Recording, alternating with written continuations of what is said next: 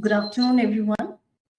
Welcome to today's webinar on deliver greater performance and greater customer satisfaction and generate higher business profit with inventory optimization. Just to introduce myself, I'm Sheetal. I take care of operations here in Anamind. I've been part of this organization for more than 7 years, and I've worked in various supply chain projects.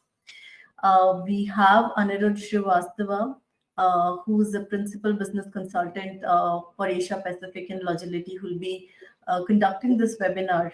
And he has about 2 decades of experience in supply chain management and has worked in several companies in the same role. So that's what just wanted to give a brief intro and want to hand over the presentation to Anirudh to walk us through the session. Over to you, Anirudh. Thank you, Sheetal. A very good afternoon, good morning, or good evening, depending on which part of the world you're in. My name is Anirudh, that Sheetal introduced. I have been with Logility for about 7 months now, but most of my experience in the past has been in the planning, inventory, and optimization domains across aerospace, automotive, and food and beverages domain. So without taking too much time, I just wanted to say thank you for taking the time to join us today. I want to make the next 40-45 minutes of your time meaningful, to be able to not just talk about the why inventory optimization, but also the what and the how. And as you can see, the title reflects the fact that it's not just customer satisfaction or profits, it's customer satisfaction and business profits. So we believe that you should be able to deliver both a higher satisfaction to your customer in terms of fill rates and also higher business profits by ensuring that the inventory which is positioned to deliver that customer satisfaction is optimal and it is located where you want it to be. So it's and not or. With that, let me talk to you about the agenda for today. We'll talk about inventory management within a business and economic context, why inventory segmentation is important for business strategy, how inventory policies are determined for aligning operations to your supply chain strategy, the multi-echelon inventory optimization solution that Logility has to offer. We'll talk about the concepts, its algorithms, and we'll also talk about an example to demonstrate how it works in practice. We have demos inserted in between at various stages that Sheetal is going to play for you. And then finally, as an industry member, what value does it offer to you and what benefits and takeaways do we have for you today? So we'll go in that sequence. Time for a quick poll so that we can set the context. I'm going to hand it to Sheetal. Sheetal, could you put this question in the poll and see what audience has to respond? This is about excess inventory in your network. Yes, I've put the poll so participants can start, answering these questions. So we'll take about 30 seconds, maybe, Sheetal.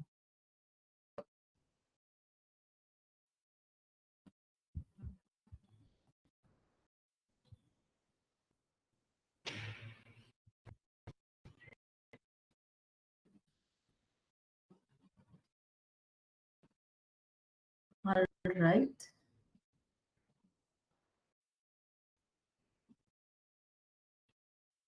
So we have the poll result now.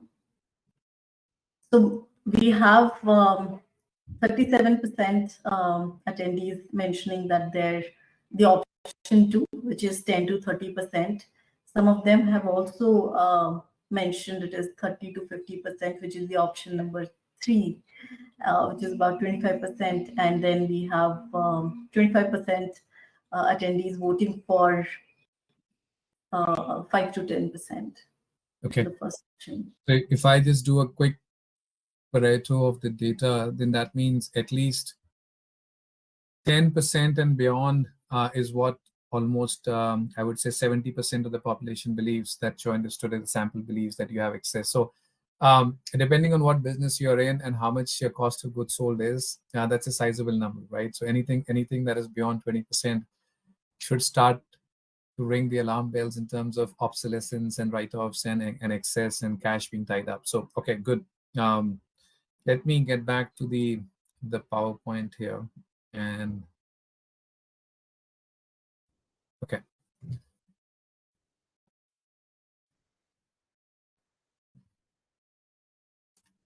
So when you talk about multi-echelon inventory optimization, Aberdeen Group has researched and claims that folks and companies who have deployed multi-echelon inventory optimization have witnessed an average of 28% increase in their inventory turns, right? So that's about 30% higher turns than what they were doing today. Also, the users of multi-echelon inventory optimizations are twice as more likely to be able to cost effectively balance inventory and service, and twice as likely to tie their revenues and sales target setting to the S&OP process. Now, that's a significant number, a 30% improvement in your inventory. If you talk about almost 20 to 30% excess, which you have, anytime you improve 30% over that and you're able to bring down your excess by 30%, that is a significant benefit to your customers without compromising on customer service. That means your operations will have a higher cash flow and a better operating margin if you're able to do that. I wanted to bring to the fore some customer success stories that Logility has had with inventory optimization. Few of these names you've probably heard of: Procter & Gamble, Intel, Kraft Heinz. Ashley Furniture is a leading US furniture retailer, a $10 billion company. Carriers is in the business of manufacturing multiple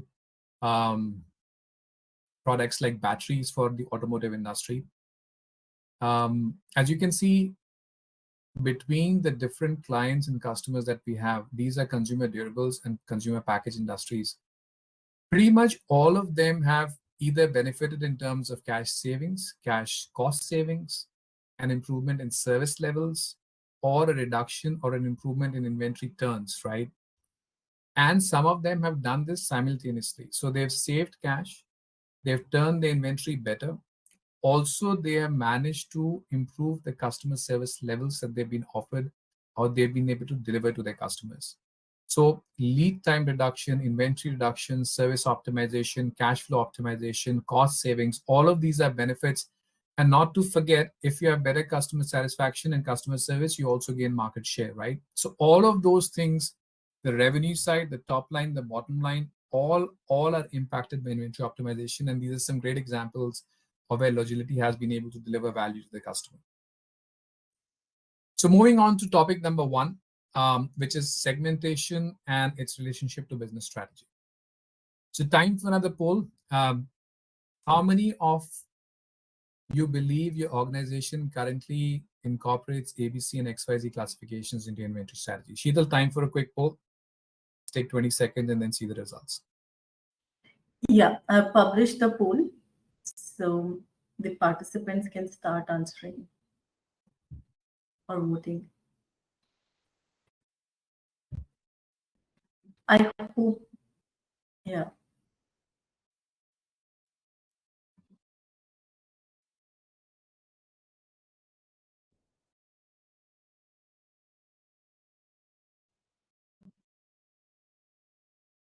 Interesting. Yeah, so I'll pause the poll now. I hope everyone has answered. So we have the maximum voting in single dimension ABC. I think it's an equal voting on single dimensional ABC matrix calculated manually using Excel, and the third option, which is multi-dimensional ABC XYZ classifications are deployed using advanced analytics. So these two have the maximum share. Okay. So I think that's a great thing, that if your company is already deploying a single dimension ABC classification, that's a great start. If you have multi-dimensional ABC XYZ classifications and you're leveraging advanced analytics to decide how you do ABC and XYZ, that is a great thing, in my opinion. I'm going to give you a quick overview of a simple framework and then see how that segmentation relates to strategy. So if you're already doing that and you're already mature enough to understand how to leverage that, that's a great thing. But if you've not done that yet, I think it's time that you deploy some kind of classification to define how your business and your inventory strategy are aligned with each other. And that is segmentation is a great tool to do that. So let's look at a quick framework of segmentation, right? A framework for segmentation should have participation from multiple organizations. So for example, sales, which can be based on demand. A simple measure is coefficient of variation. You could have operations team in terms of supply volumes. Cost of goods sold is a good approximation of supply volumes.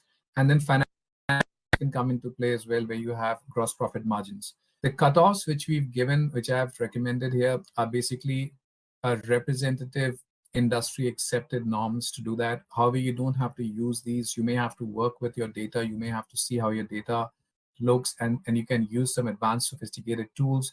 But a good point to start is with some rules of thumb which are there in the industry. So you could use something like this. The next thing would be to try and put all these different parameters and the combinations together into a matrix, right?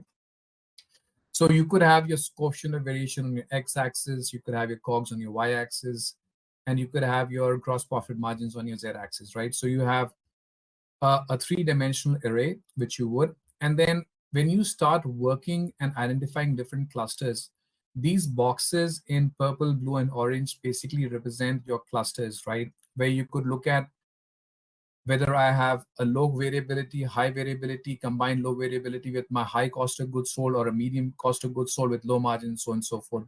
What I've just shown you as an example. So you could look at this as three different boxes or three different clusters, each corresponding to certain attributes along your different dimensions, right? And that's a great way to start. They may not exactly represent these boxes, but then because we're using cutoffs here, these are represented as cubes rather than anything else. But these could also be clusters which don't have these defined cutoff boundaries as well. So once you've identified certain clusters, what do these clusters mean in terms of your business strategy? So how do you differentiate identifying different clusters which you're servicing in your target market, and then tailoring your business strategy to meet the needs of this particular clusters? The first thing that you would do is, an example which we're looking at is an efficient cluster. What is an efficient cluster? Where your demand uncertainty is low, supply volumes are high, and your profit margins are also low. A responsive cluster is where your demand certainty is medium, your supply volumes are medium, and your profit margins are medium. As you can see, and then an adaptive cluster where your demand uncertainty is high, your supply volumes are low, but your profit margins are high. Each of these different clusters requires a different strategy. When you're looking at efficiency, you're looking at economies of scale. When you're looking at responsiveness, you're looking at speed and flexibility driven strategy. When you're looking at an adaptation or an adaptive strategy, you're looking to enhance the quality of customer experience, right? Each of these strategies has a different implication in terms of your plan, make, source, and deliver. Plan, source, make, and deliver, right? In terms of your manufacturing strategy, in terms of your distribution strategy, your inventory strategy, your freight strategy. I've listed certain attributes of the different plan, source, make, deliver framework as to how you would do that. And to represent this particular clusters on top of your segmentation matrix, as you can see, the efficient cluster is being highlighted, the responsive and the adaptive cluster with the different attributes. These can be considered as steps or tiered steps in a three-dimensional space, where each of these clusters has been identified and demarcated, and your strategy of business strategy and your supply strategy and your supply chain strategy has to align with these different attributes. It's not that if you have an efficient cluster, you don't want to implement a strategy which is for responsive. Like vice versa, if you have a speed and flexibility driven business, then you don't want to become efficient and try and be very efficient in terms of minimizing all your different levers which you have. In that case, you may have to position higher inventory, you may have to pay higher freight, and you may have to actually be more customer centric than being cost centric. So this is where your segmentation matrix and a business strategy overlap. An example, I've given you 3 clusters, which are typically just standard examples. Of course, you will have multiple clusters because in a 3 by 3 by 3 dimension matrix, you have almost 27 clusters which you can look at, right? And right now, I've just identified those 3 as a demonstration example. Time to look at a demo. Sheetal, can I request you to please pull out a demo from the Logility platform to show how we can configure segmentation into our platform? Yeah, if you can stop sharing your screen. Yeah, one sec. There you go.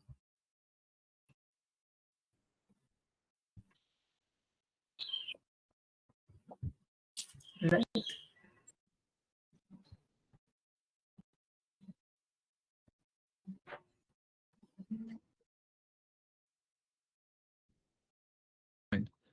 We will now look at a simplified example using a single dimension, which can be replicated across multiple dimensions and its attributes to demonstrate how this can be configured inside the Logility application from a segmentation matrix standpoint. So what we are seeing right now is a configuration option. Under the configuration option inside the Logility platform, you have a run option. That run option can be configured based on multiple parameters. Some of the key parameters are the level at which you want to perform the segmentation, which is level 1 to 6. The number of periods which you want to do the segmentation for, typically 12 demand periods or 12 months here. The unit of measure, which is important, you can do it based on margins, you can do it based on cost, or you could do it based on your a unit which is not doesn't have a base unit, which could be something like a COV. Once you've named the reports as per what you're classifying it as, the base on which, the database on which, or the data array on which this analysis has to be performed can be selected. It could be historical demand, it could be resultant forecast, which is the future, or it could be something like standard deviation of resultant, which is a similar approximation as what you're doing as for your COV, which is coefficient of variation. The table is set, the parameters are defined for A, B, C, and D. You have 80, 10, 5, and 5 as a percentage. No grouping is done yet, which is something which you'll see in a similar example at a later point in this video. Once you save and process this, the output of that can be evaluated in a separate tab, where, as you can see, if we look at the ABC by COGS, that for all the different products in there, this is how the pie chart looks with A items, as you can see when you hover over that, contributing to like 80.93%. And here's the logic of doing that. The quantity, the percentage, cumulative quantity, and the cumulative percentage, which does the ABC segmentation. So going back quickly to another variation of that, let's say you want to add another dimension or attribute to the particular factor that you've selected, which in this case is COGS, and it happens to be region.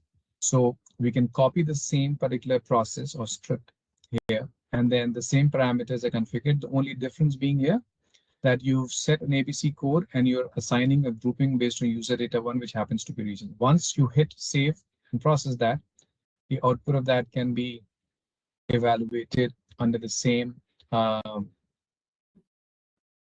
navigation pane. And you can see here, ABC has been done by region. There are 4 different regions: APAC, EMEA, Latin America, North America.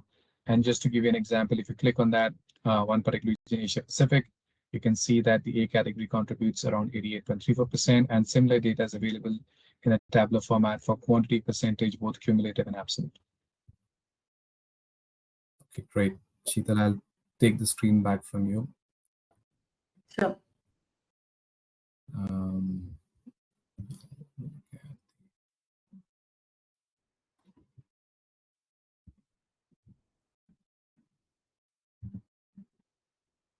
Okay, so going back to the next topic is the inventory policies and your supply chain strategy, right? So you've defined your segmentation framework, you've aligned your supply chain, your business strategy with your segmentation strategy.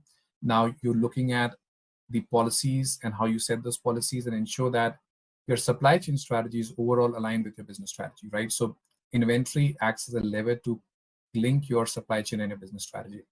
Time for another poll, Sheetal, quickly. How does your organization manage the timing and quantity to replenish inventory in your supply chain? That's Right. that's. So I've published the poll. I'll request the attendees to make the vote.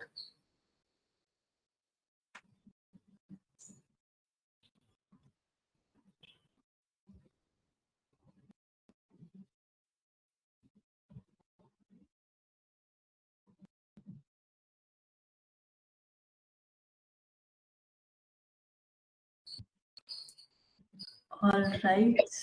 I'll publish the poll result.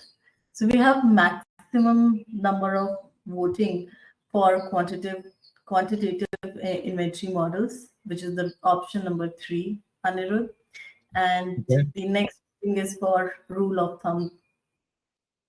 So that's the percentage Okay. Great. option.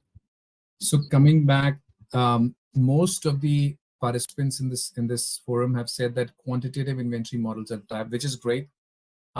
If you have rules of thumb that you're working with, like days of supply, and you're deciding based on once a month replenishment on a fixed date on a fixed time period, those probably do not give you the flexibility. So if you already have the different models, let's look at those different models. Maybe you can relate to some of these if you're already doing it, and then see in what context different models apply to different types of business strategy and supply chain strategies. So let's get into that. So when it comes to replenishment policies for inventory control, you have your periodic review policies, right? The RQ, RS, which are applicable to your low demand uncertainty, low supply volumes, and low profit margins kind of products. Then you have your continuous review policies, your SQ, your SS, which apply to high demand uncertainty, high supply volume, and high profit margins. And then you have a combination of periodic and continuous reviews, right? So you have RSQ and RSS, which are applicable to your medium demand uncertainty, medium supply volumes, and medium profit margins. So it's important, guys, to understand that there are different models available, and each model doesn't apply to as a blanket. You have to configure and decide that which particular cluster is better for which particular model, because you may end up either spending too much money on inventory where it's not required, or underspending money and investing lower where it may be required, and you may be having back orders and lost sales. So when you consider your periodic review policies, a simple framework, this is a standard framework where you're using only one attribute called demand. Based on a demand and coefficient of variation, which you're using called average demand interval, if you are able to classify a demand as smooth, erratic, lumpy, and intermittent, you can see that where you have smooth demand and intermittent demand, where your coefficient of variation is less, you can use your RQ, SQ, and RSQ models, which are basically fixed quantity of replenishment, right? So depending on the variability, you could either use periodic review or continuous review, but there's a tendency to order fixed quantity each time. When you move up to the erratic and lumpy sides, fixed quantities don't work. You're using the order up to level policies. You're up to level S. That means you have a high level of variation. Now to capture that variation, you have to calculate a safety stock, and you're building up to a certain level. That means each time stock drops to a certain point to replenish up to a maximum level. So that differentiation needs to be done. When you combine this matrix with your other factors which you discussed before, for example, your profit margins and your COGS, which can become a three-dimensional matrix, then these same policies can be applied to the same different clusters, the efficient, the responsiveness, and the adaptability. Once you've defined your inventory policies, you also have to look at your safety stock models. Now, safety stock models also assume importance because typically you assume that demand follows a normal distribution, right? That is typically not the case. You have different distributions. So the first one is normal distribution. It's a stationary continuous distribution. It applies to environments or products where demand is stable, predictable, and smooth. Then you have the gamma distribution, which is non-stationary continuous distribution, applies to unstable, unpredictable, and erratic demand patterns. You have a Poisson distribution, where you have a stationary discrete distribution, applies to stable, predictable, and intermittent demand products. And then you have a negative binomial distribution, which is a non-stationary discrete distribution. It applies to unstable, unpredictable, lumpy kind of products. Once you've mapped the different types of attributes of demand, a similar example which is given for inventory models, you can see cutoffs have been defined, same framework, coefficient of variation, average demand interval. Normal distribution applies in this particular region, okay? Sorry about that. Kind of exited from the presentation.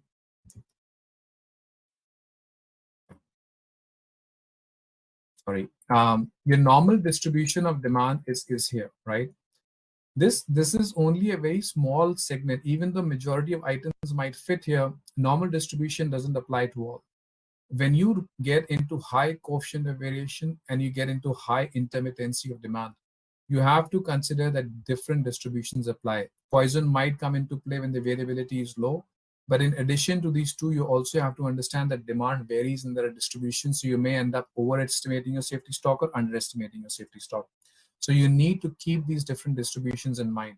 So when you define your policies, how you calculate your safety stock also makes a difference. An example framework which we deployed for spare parts in a previous company that I used to work for, I'm giving that as an example here. You can see that once you've classified your demand in different patterns, your forecasting algorithms which you apply also are dependent on the classification of your demand. Once you define your forecasting algorithms, for example, a Holt winter, Holt linear, moving average, your crosstons come into play when intermittent demand comes into play. The inventory policies which we just saw, examples would be erratic, lumpy, and you have these different policies for basically fixed order quantity and order up to levels, also your different demand distribution. So what you've done is you've taken a segmentation framework, you've classified them according to your parameters, and then you've consistently used that segmentation framework to not only define your business strategy, but also your supply chain strategy in terms of what algorithms to use, what inventory policies to apply, and what safety stock models to deploy. This consistency of framework and this logical linkage between your product characteristics, its demand, supply, and financial characteristics on the way to your inventory, your algorithms, and your inventory models is very important. So just wanted to highlight that as well.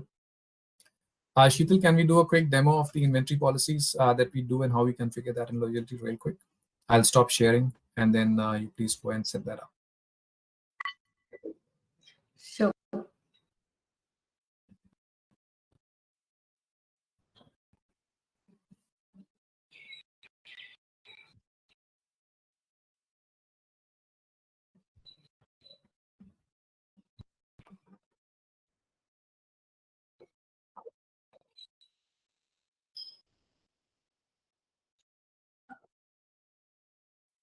The different factors which make sense to your business. In the sample example which we just discussed, it was the coefficient of variation, cost of goods sold, and the profit margins.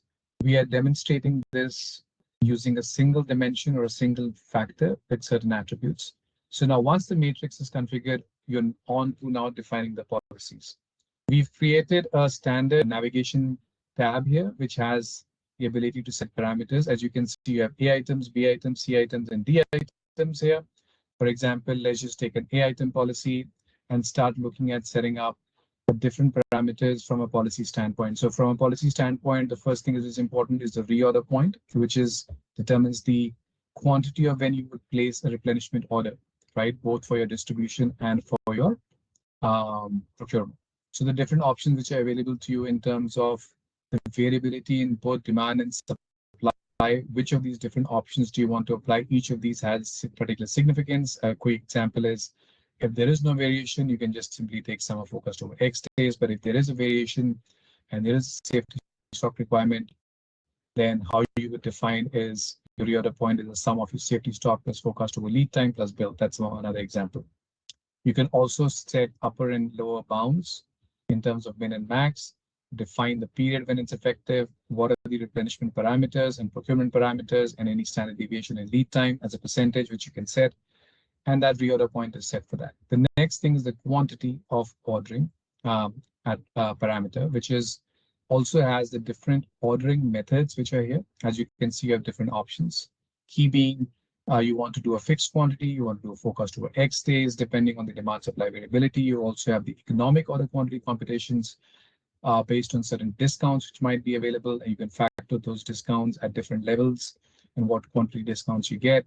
Ordering and holding costs are known.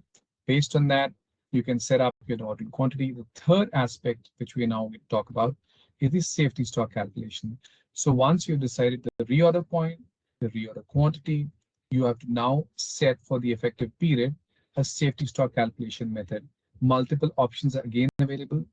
You can do it on a fixed quantity basis. You can do it on forecast over lead time or X days, back orders. The current method which is selected here is based on service level. You've set a 99% service level, for example, for your items. You can set a lead time percentage variability to the same to calculate the safety stock. You can set a min and max type. Now, these three combinations of your reorder point your reorder quantity, and your safety stock is set for A. The same can be repeated for B items, C items, and your D items, right? Now, the key feature here is once you've done and set up this table where parameters are defined, how do you apply them globally across all your item location combinations and across all levels in your hierarchy? So that is achieved by another script which has been configured under the run options. And under this, as you can see, you have the ability to define the selection group and the group of data on which you want to do it. What are the different groups to which these policies apply? Uh, A, B, C, and D items are configured. Just to show an example of the logic behind it, this is where you set the criteria for what would be which item will get what policy based on what criteria, right? So an A item policy, for example, here, based on the single dimension of ABC code based on COGS, which is A, you can have another dimension here, like coefficient of variation. You can have a third dimension here, profit margin. Each of those A, B, C, X, Y, Z attributes which you've done can be set. And when you set the first choice parameter key, it will apply the A item policy, and you can set the duration here. Once this is set, and you can do it for the different items, you can do it for the B item as well, similar approach. What is the criteria for a B item? When the ABC code is B, you will assign the inventory parameter key as a B item policy, and you can define the period for which is applicable. You save and you hit process, and that would give you an inventory parameter. For an example, you go back to the hierarchy, which is the product hierarchy, and you look at a quick example, product 9 at CDC3.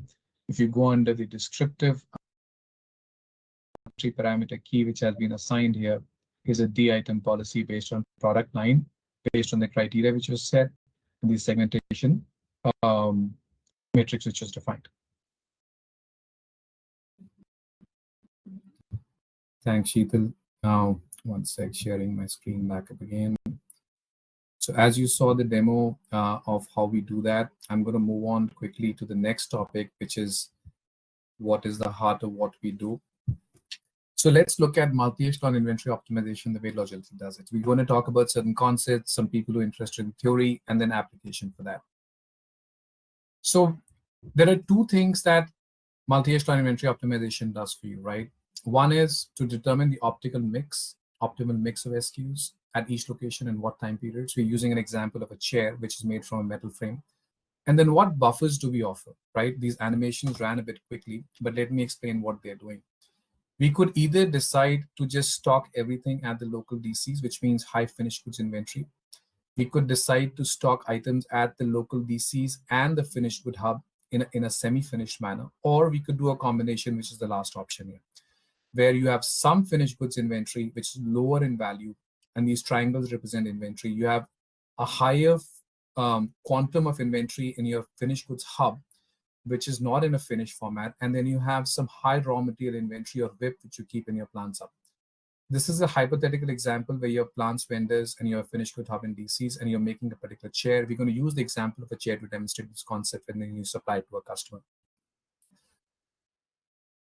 When you use postponement or differentiation in your network, where you have a metal frame chair which is coated, a fabric is put on, you have a chair which has a core which is developed. What stage do we differentiate at? What could be the new lead audit time? What buffers do we need for these new SKUs? So instead of having finished goods in the system, you can decide that I am going to make a chair which is a core, which is now based on a metal frame, a coat, and a fabric, different options which you have. However, the accessories which go along with that, we will not assemble those accessories in the chair at the plant. We are going to do it at a distribution hub, right? So the differentiation can be done, and the amount of inventory that you need to stock here, you want to keep inventory of your components, you want to keep inventory of a core chair, and then you want to keep inventory in certain form of frames. You do not want to keep finished goods inventory because you do not want to have that level of investment upfront when you don't know your demand and the demand is uncertain, and you also have regional variations in your demand. Now, when you look at the end-to-end impact, sorry about that. What does MEIR do typically when you look at the same network? It decides that lesser inventory in finished goods is better because the distribution hub can respond faster. Lesser inventory in hub is required also because now my plants can carry the core, which is the metal frame over here, and I don't need to keep it. And also from a load consolidation logistic cost standpoint and obsolescence standpoint, this operation is better because I do not have to keep high finished goods inventory in my DCs. I can keep the core chairs in my localized hub. Accessories inventory can be kept in terms of the wheels, the armrest, and the writing tablets.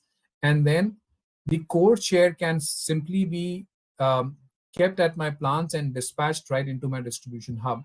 And to make the core, what I need is metal frames. So I'm not going to keep the core chairs here in the plants. I'm going to keep the metal frames instead, right? So multiple industries have deployed this concept. The famous is Dell, the computer industry, the delayed differentiation. But I wanted to give you a flavor of how MEIO works and decides how to keep inventory and where to keep it, and keep in mind where to decouple the push-pull interface to decide the finished goods inventory, the semi-finished goods inventory, and the raw material inventory.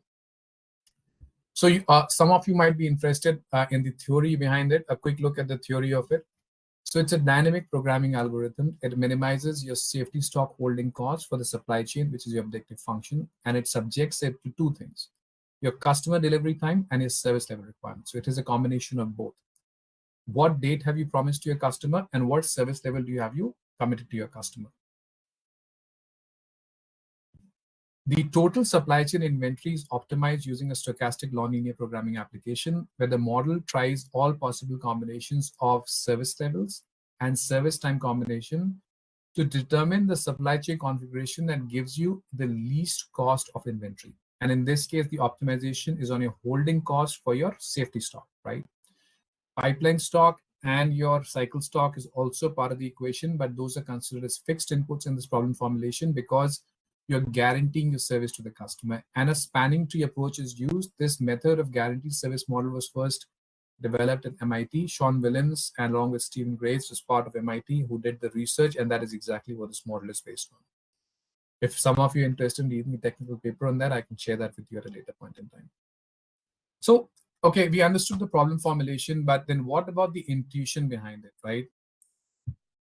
As you can see in this particular curve, as you move further towards your final stage of manufacturing, the cost of manufacturing and holding that inventory keeps going up, right? It's an intuition. So when you look at the ratio of your inventory to your lead time, the inventory optimization algorithm, if you allow it to decide where to keep inventory and how much to keep, by design, it places inventory at stages where there is a component risk pooling happening or coordination of service times to make and deliver something is happening. Now, it's natural for you to see that when you look at this first example, this could be a central distribution center distributing your product to your regional distribution center. If your central distribution center doesn't have an inventory or only has limited inventory, a downstream regional distribution center is going to get stuck. Likewise, when you're looking at an assembly operation which requires inputs from 3 different stages, because there's uncertainty upstream, the inventory optimization algorithm automatically decides to keep higher inventory at stage 4 because you are pooling the inputs from 3 different processes. And likewise, you're bifurcating the inputs from 2 different processes here. So it's intuitive enough, and that's the optimization intuition here. Just to give you a quick highlight of the guaranteed service model, same example. You only define end customer requirements. You can have different customer requirements at different stages. What's important is that service requirements are propagated upstream based on your end. So this point is very important. Most inventory optimization vendors today assign arbitrary service levels to your intermediate service levels, right? In between your nodes. It doesn't have to be like that. Once your final service level is defined, it's propagated upstream.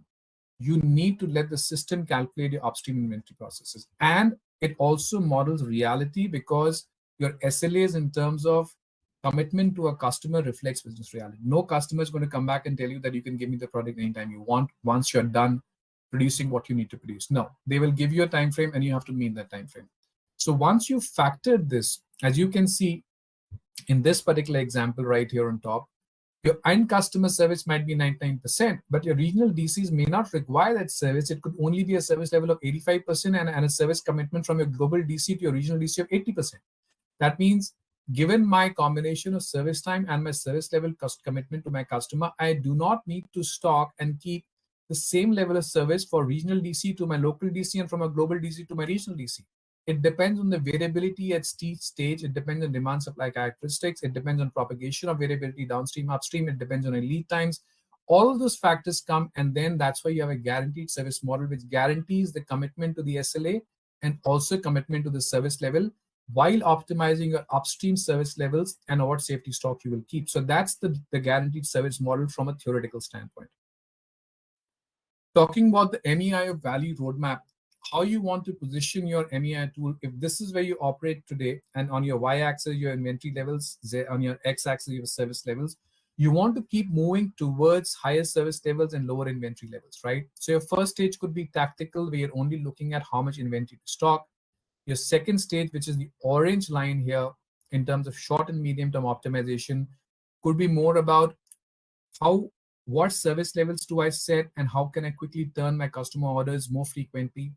And the final stage or final frontier of which could be more strategic, that once your configurations are decided, can I ship direct to customers or via distribution centers? So this is talking about configuration, right?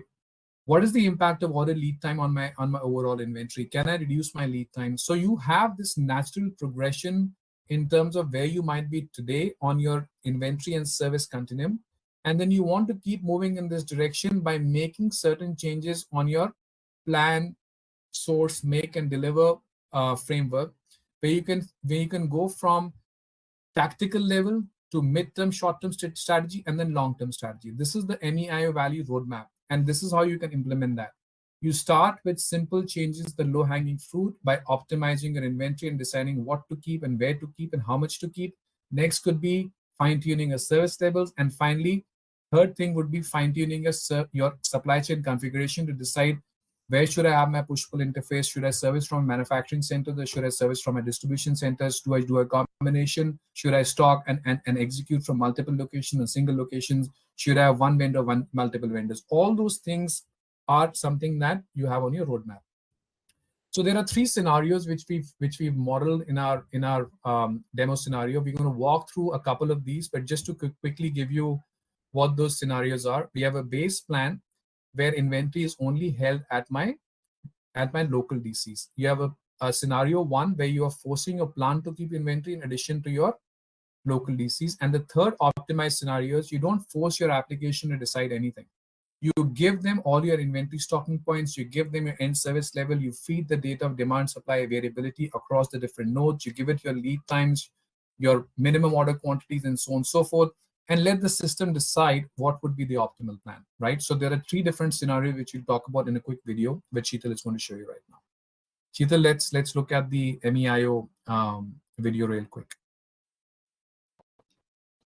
And I'm going to stop sharing. Okay, there you go.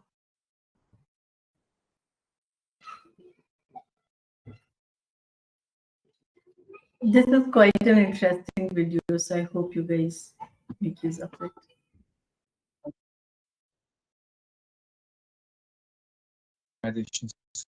Solution. As you can see, I'm already inside the application, which is called the Logility multi-echelon inventory optimization solution. I'm giving you a glimpse of the base scenario. If you remember, there are three scenarios we discussed. Base scenario where only the DCs and your warehouses hold your inventory. The second scenario is where your plants are forced to hold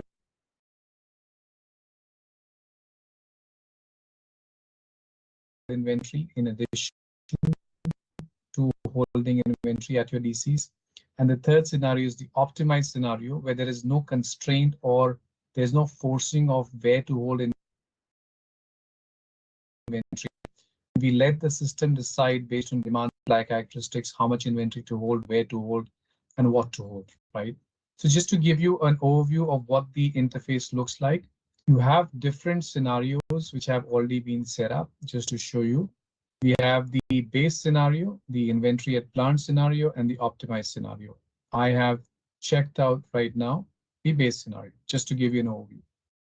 So this is how the network is mapped, and this is how the interface looks.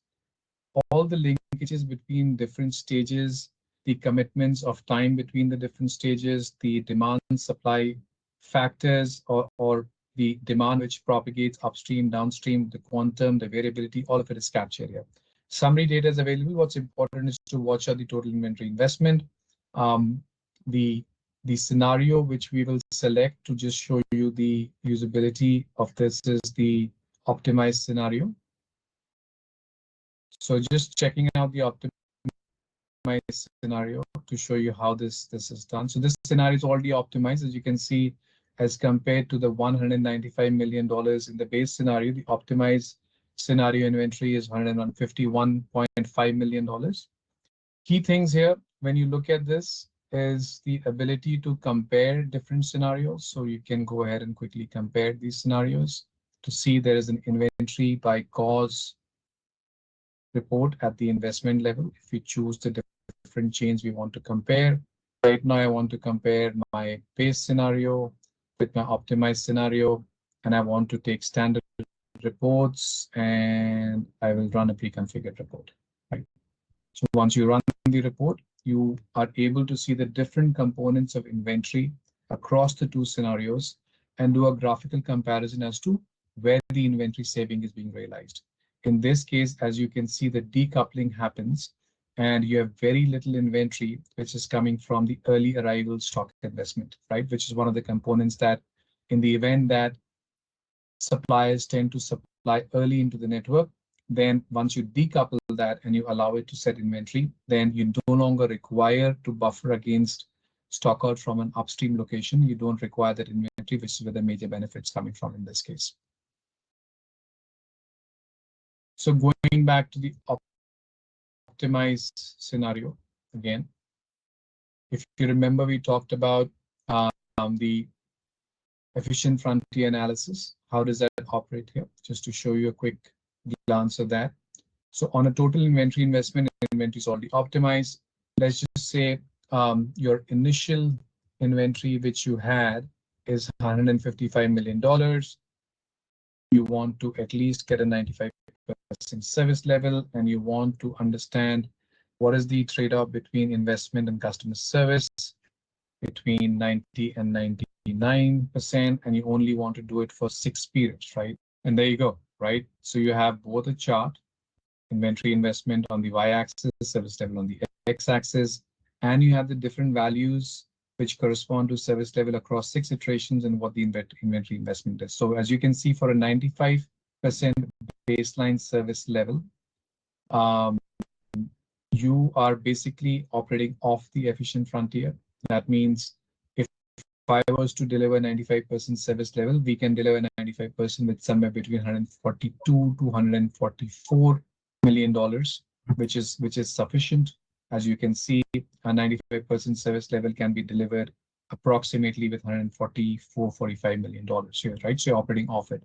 Let's say you decide that you do not want to put that much money on the table, even though your optimized scenario is giving you 151 million. Let's just say you have only $145 million, and that's what you want to put on the table because you're happy with 95% service level, right? So you're constrained by a budget. So in that case, you can go and select how to optimize your service for this optimal scenario. Understand that your optimal scenario already is given you a value of the inventory, but let's say you're constrained by budget and you say, well, I only have $145 million. Keep my current constraints. As you can see, for all item location combinations across the different demand stages, what is the current service level and what is the expected service level across the different cycles, which are 6 cycles. As you can see, there's a drop in the service level. Should we reduce inventory investment? All these settings across all item location combinations, across all levels in the hierarchy can be just applied by the button apply. Okay. Thanks, Sheetal. I think I need to quickly get to that brings us to the last section of our presentation, which we'll talk about is the value to you. Real quick.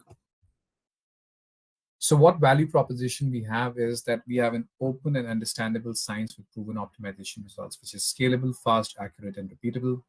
When you combine that with advanced analytics, with machine learning and algorithm-based planning, what you get is an industry-based strategic analysis combined with a user-friendly tactical target setting process, which you saw, which I was showing you in the different applications. Logility's platform is very easily navigable. You can navigate through it very easily, and what you saw is what we actually use. So there's nothing about it which is not out in the open. You can easily see the science behind it, and you can also see the art behind it.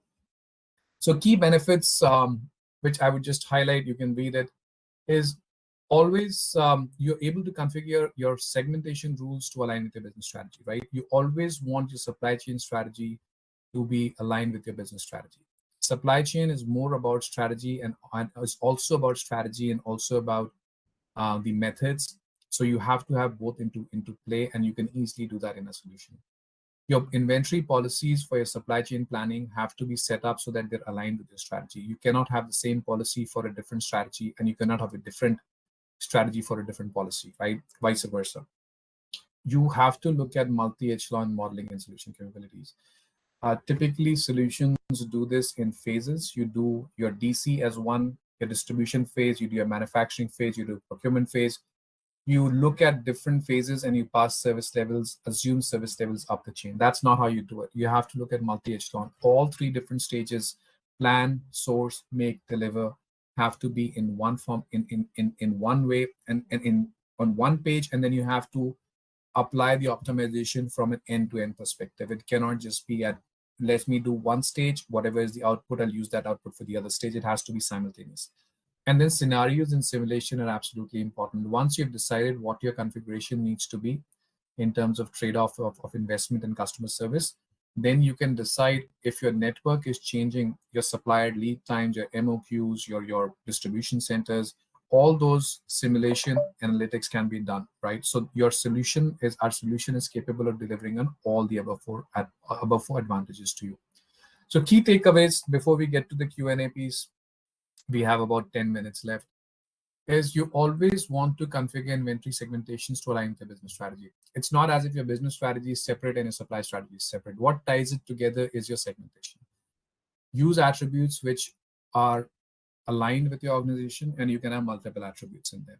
Your inventory policies have to be also be set with the supply chain strategy, because what your business strategy is, your supply chain strategy has to deliver on that. So your inventory management policies have to be aligned to deliver that particular supply chain strategy, which in turn will deliver that business outcome to you. You need to deploy multi-echelon optimization. We talked about it from an end-to-end perspective. You need to have ability to simulate the different configurations and decide which is the best in terms of trade-off on service and investment, if you have to deliver on your customer promise and also deliver on your financial promise. And you have to have scenarios and what-if capabilities to understand that if something has changed in my supply chain, whether it's a vendor which shut down, whether it's a plant which is shut down, what is the impact and how can I quickly pivot to this fundamental change and decide my alternative strategy to deliver what I need to. So you have to have all those different features and functionalities in your tool. That's it from my side. I think we're pretty much on time here. We are open to live Q&A. Sheetal now and the audience, thank you so much for your time. If you have any questions, please put them in there. If we cannot answer your questions in this particular time frame, we will respond back to your questions and we'll get back to you for sure. And you can also reach out to me personally if you need to. I'm available. I'm on LinkedIn. I can share my email ID with you here as well. That's it from me, Sheetal. What question? I'll request the attendees to put in their questions. If you have any questions related to what you have seen today, or it could be a question related to Logility, we'll be happy to take that. Reactions, polls, questions.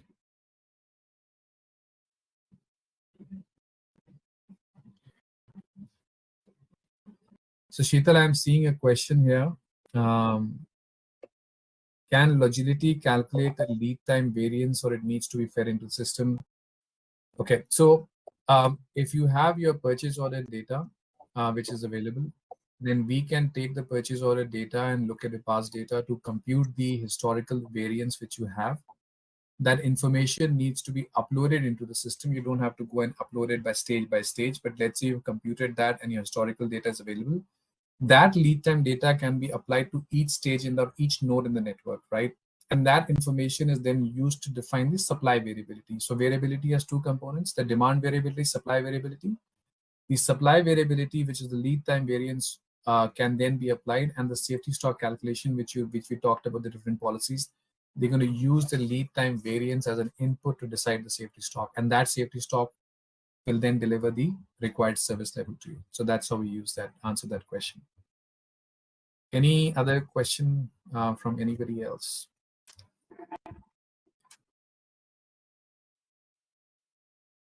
Okay.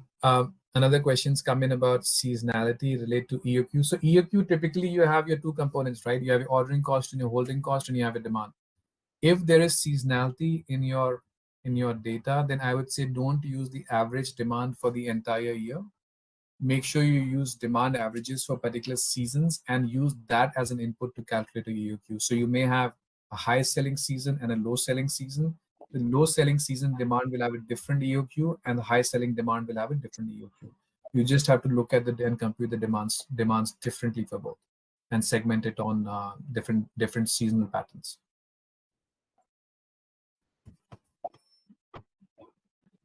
Yes, so reporting is standard. You will not only get a report, you'll get a very good looking analytic in Logility. Because we do time phasing of stock, you have inventory projections which come in based on your safety stock and your future demand. Those are then netted, and then your inventory of what you ordered and how much you ordered is also taken into account. So you can have a running 3 to 6 month or even 9 month or 12 month, depending on what you've configured. Your inventory projections will be shown based on your pipeline inventory, your future demand, and your future receipts. So that report is available to you as a standard feature. You can see that. Okay. The so next question is sorry. there any? Yeah, go ahead. Yeah, is there any customization option also as per our business requirement? So when you say customization, I'm assuming that you have your own business rules which you want to customize, or is that, if that is the question, then like I said, you can define your own ABC XYZs, and you can, the policies which you can define, if that is a question about policies, then the policies, there is a limit to the number of different policies like we have. So like those options are there in the menu. If you're using the application, then there is no custom policy that you can apply in terms of inventory, but segmentation can be customized. The policies, the reorder points, the reorder quantities, and your safety stock calculations, those cannot be customized. Those you'll have to select from the options which are available. But trust me, you have enough options and enough flavor there to capture pretty much all scenarios that you may want to come up to. So if there's something that you feel does not capture a requirement in terms of the different policies, do let me know, and we can think about it and get back to you what exactly can we do for you. We have another question which says, what should be an ideal inventory ratio? Okay. There is a, which system is best for, okay, I have this. What is the ideal inventory ratio? So it depends on the industry, guys. If you are in a fast moving consumer good industry, typically people do not want to keep more than 30 to 45 days of stock. Then that means your ideal is around, you want to turn your inventory at least 9 to 10 times per year. If you're in an automotive industry and you're looking at spare parts, you typically want to turn your inventory 6 times a year. If you have if you're in a fashion industry where things change very, very quickly, you may want to have only a certain week's worth of inventory and not even months, right? Because your trends and tastes change very quickly.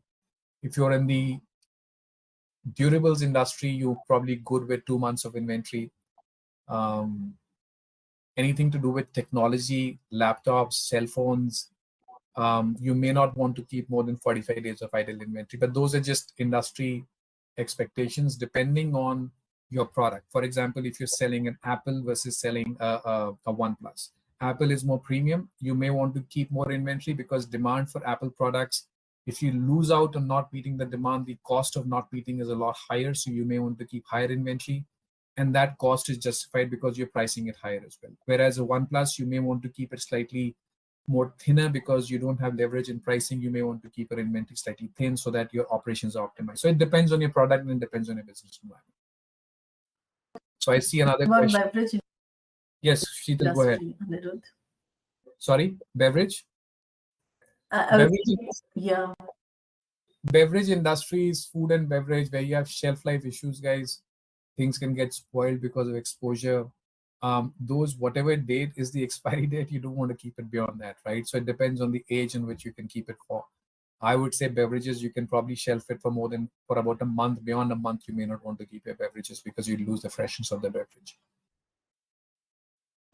We do have an interesting question which says, which system is the best for replenishment calculation? Please advise. I think I would like to take that question. So we'd be happy to connect with you and take this conversation offline, possibly showcase a lot of our solutions capability. I'm sure we'd be happy to meet your requirement. Anirudh, if you want to add anything, feel free to do that. Are we done? Are we not taking any more questions, Sheetal? Are we good? We have come to the end of time. We can take another question. We are running. Out of time. Okay. Okay. Yep. Nothing from my side. Thank you so much for participating. I hope this was of use to you. And whatever information you need, Sheetal, this information is recorded. We can share the recording with folks, or is this something that we will circulate after the meeting as well if somebody needs it? Yeah, the session is recorded. We will be sending out the recording of the session by tomorrow to all the participants. And the questions that we have not been able to answer, will get back to you over email. So, Sheetal, I just want to answer. We do have a model. There's a question which says, for no market segmentation and make to order concept, BOM items, lead times are too high. Does Logility has a model? Yes. So if you have a make to order environment where your orders are fixed, your uncertainty is in your raw materials, where lead times are very high. In that case, your BOM configuration can be taken and then modeled to decide what to stock in terms of your raw materials, because you don't keep finished goods inventory. In that case, you will not keep any finished goods inventory. We will force the system to keep inventory only in the raw material format. Your BOM will be exploded, and then the variability in delivery in your BOM items will be used for the supply side variability to determine how much you want to keep so that you don't run out of stock ever to make what you need. So yes, we have a model for that as well. All right. Thank you, everyone. Thanks for the participation. We are happy to come to an end for this session, and happy to see a lot of questions coming in from you guys. Thank you so much. And we'll meet soon, possibly in July, with our next webinar. So thank you so much. Bye. Thank you, guys. Thanks. Have a good day. Thank you so much for joining.